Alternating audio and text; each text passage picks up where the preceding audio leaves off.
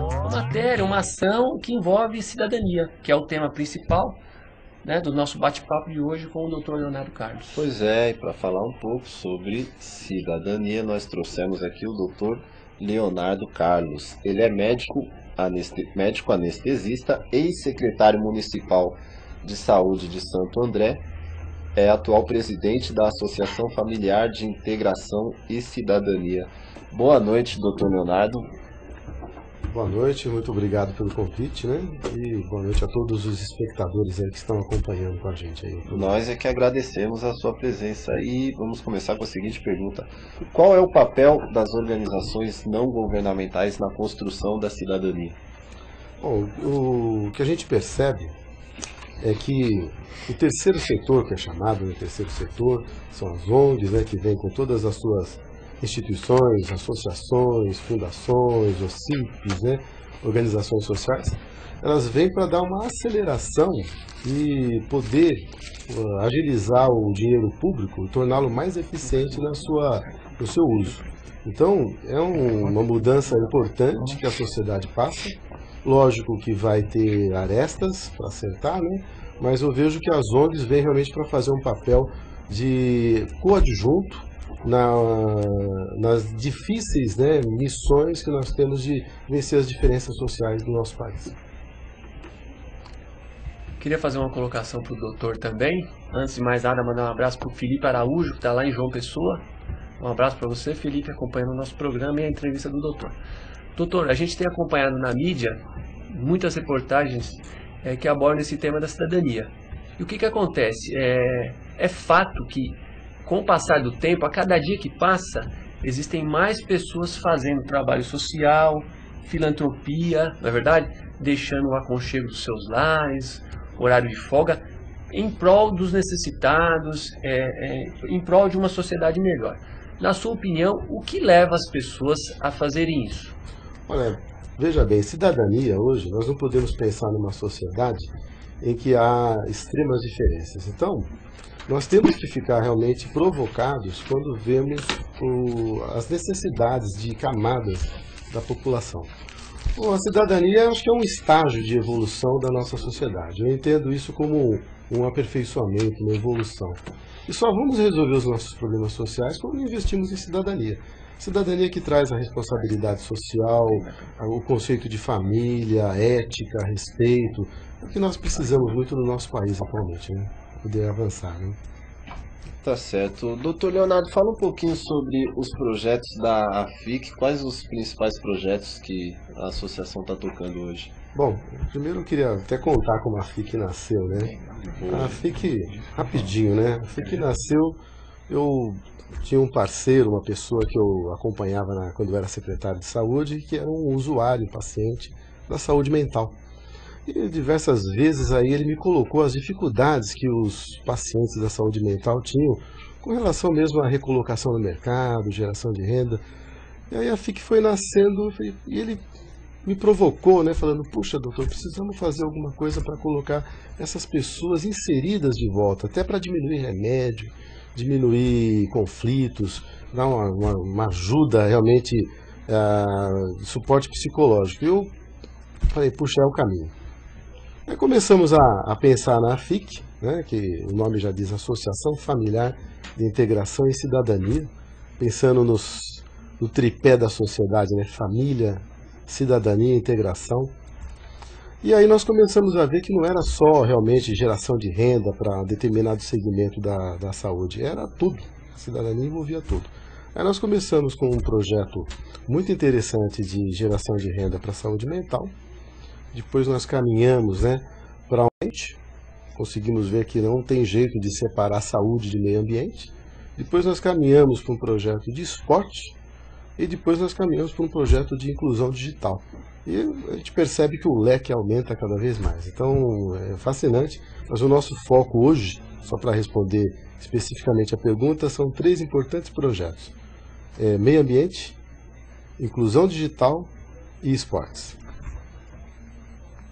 Bom, doutor, fala um pouco sobre o FliSol, que é um evento interessante, no qual é uma divulgação de um novo software, um sistema operacional conhecido como Ubuntu.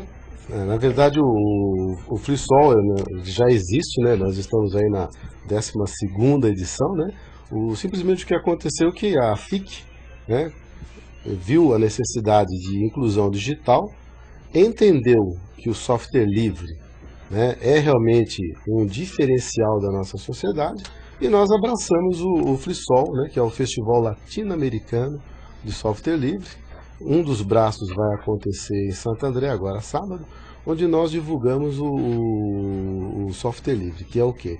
Você não tem que pagar licenças, né? O software livre é isso. Você consegue ter acesso a todos os recursos da informática sem pagá-los, né? Ou seja, não existe pirataria. E isso é uma maneira de fazer a inclusão digital.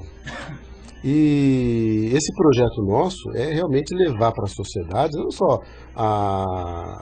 o segmento excluído, mas levar também para o meio empresarial, para a gente poder avançar e em vez de enviar recursos de royalties para o exterior, deixar esse dinheiro aqui no Brasil para a gente poder fazer a geração de renda interna, né? E o nosso empreendedor poder ter um poder mais de empreendedorismo maior, né? Interessante isso. Tá certo. Agora, algum comentário da audiência, Marcelo Damasceno? Tem. O Gerson dá parabéns pelo trabalho do Dr. Carlos frente à Secretaria Municipal de Saúde de Santo André, diz que mora em Santo André e conhece bem a questão da saúde lá. Tem um outro questionamento aqui da Ana, que ela fala o seguinte: ultimamente na mídia temos acompanhado constantes envolvimentos de ONGs envolvidas em corrupção. Como o senhor vê esse braço? Ela comenta que geralmente políticos acabam criando ONGs para ter convênios com o governo, para receber dinheiro, e você vê que esse dinheiro acaba não tendo aquela finalidade do projeto. Olha, concordo com a Ana, eu vejo que isso existe realmente, lógico, né? Como tudo que acontece no Brasil precisa ser aprimorado, eu penso que as ONGs todas têm que prestar contas ao Ministério Público e responder por desserviço. Se estiver realmente fazendo coisa errada, tem que ter responsabilidade, inclusive das pessoas. Mas eu vejo como um caminho que pode ser aprimorado. Você pode plenamente fiscalizar essas ONGs e criar mecanismos controladores, né? E a cidadania das pessoas é isso, as pessoas estão aí para poder cobrar dessas ONGs, fiscalizar, ver resultados. Então, existem as ONGs com problemas e existem ONGs com resultados fantásticos. Então, vamos ver as que têm resultado fantástico, vamos copiar esse modelo, e as que tiverem problema, vamos punir rigorosamente. O Ministério Público, ele precisa ser atuante, ele tem que punir quem presta desserviço à sociedade. E parece que a gente tem mais perguntas da nossa audiência aqui para o Dr. Leonardo Carlos. Vamos lá. Doutor, a Ana novamente, ela concorda com o senhor em relação a essa questão. Tem que ter um mecanismo, o Ministério Público tem que ser mais atuante, mas ela leva. A ONG, você tem que ter o Ministério Público atuando, mas a ONG ela acaba sendo uma instituição um pouco fechada e o cidadão ele não tem como fiscalizar da mesma forma que ele tem a dificuldade de fiscalizar um órgão público, uma prefeitura, uma Câmara Municipal, um Ministério, uma Secretaria. Ela queria ouvir do senhor, que mecanismo poderia ser criado dentro do Estatuto de uma ONG para permitir essa fiscalização do cidadão? Olha, eu acredito que eu não conheço a Ana, eu acho interessante a participação dela, mas as ONGs todas, elas têm que prestar contas públicas, né? E veja bem, não é um negócio fechado. Então, talvez ela não saiba o caminho para poder chegar a essa prestação de contas, mas essa prestação de contas é pública, é aberta e ela pode acessar, sim, via Ministério Público. Não é caixa preta fechada, não. Talvez seja o caminho que foi dificultado para se chegar à informação e falta realmente essa informação para as pessoas. Mas toda a prestação de públicas das ONGs é pública, né? É aberta, não tem como não ser. Gostaria de fazer mais uma colocação para o Dr. Leonardo. Doutor, hoje o senhor trabalha com essa ONG, com a FIC, mas o senhor também já foi secretário de saúde. Como secretário de saúde, era possível perceber de fato a atuação de uma determinada ONG? Era possível perceber no dia a dia do seu trabalho na saúde se aquela ONG fazia um trabalho sério ou não? Vou dar um exemplo.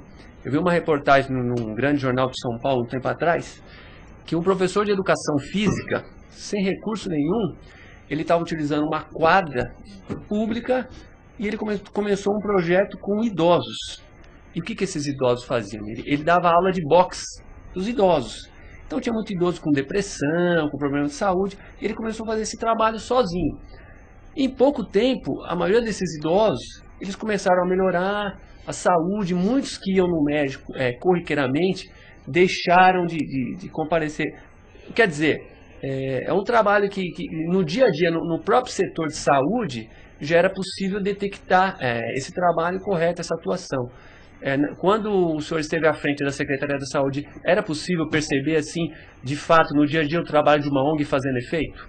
Fantástico, a colocação sua é isso mesmo. A ONG, ela se desvencilha das amarras, né, que deixam a administração pública engessada, e ela consegue fazer esses avanços, né? Inclusive sem a administração pública.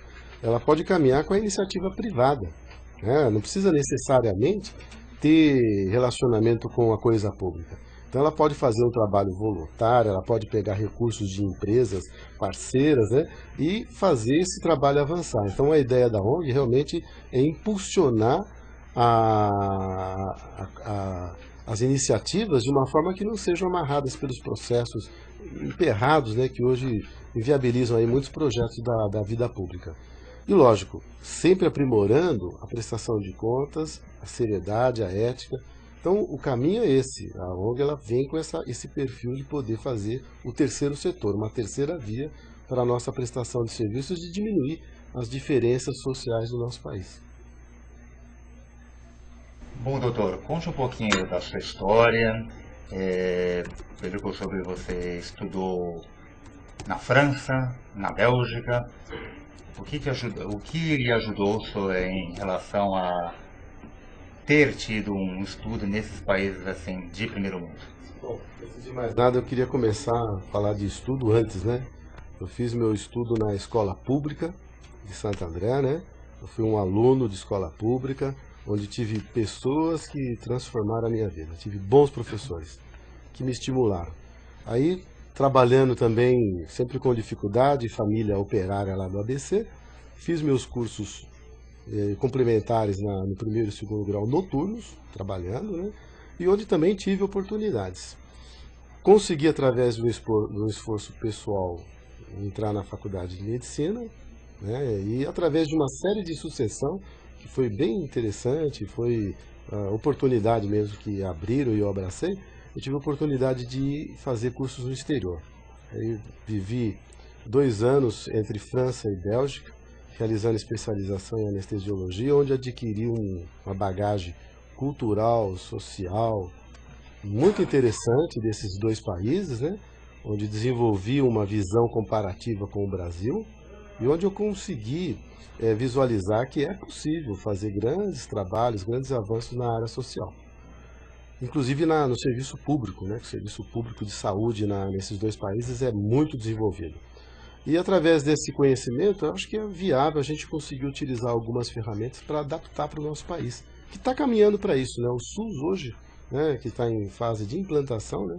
Ele foi criado lá atrás, na Constituição de 88, mas está sendo implantado, ele está num processo ainda de criação. É possível nós fazermos uma saúde pública com qualidade nesse país. O que precisa mesmo é mais atuação do setor público, mais compromisso de todos os escalões, tanto governo federal, estadual, municipal, para poder avançar. E essa minha experiência aí de países no exterior, a gente pode sim contribuir com o que a gente aprendeu lá fora.